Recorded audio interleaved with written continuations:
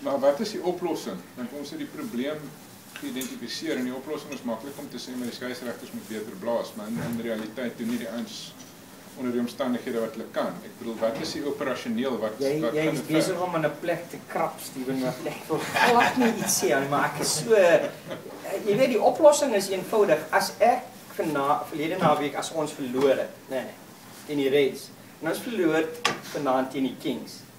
Dan wat was die wat sou gebeur het met die afrigtingspan of met die afrigting? Daar's recourse, né? Ja. Nou wat gebeur met refs? Is daar so iets in plek? Kyk, hy gaan ons op as hulle ons weet net nie daarvan nie, maar die word blykbaar ons gaan ondersoek jy sê my wat moet gebeur met hulle. Kyk, dieselfde ouens blaas weer 'n week daarna en die TMO sit maar weer. Ek weet nie wat gebeur met dit.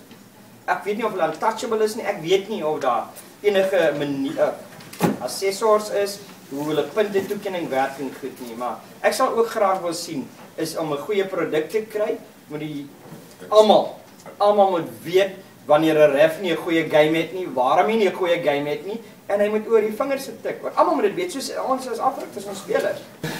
Suid-Afrika is baie bevoorreg in daardie opsig. Ek weet ons sit by verre die beste skeieregters en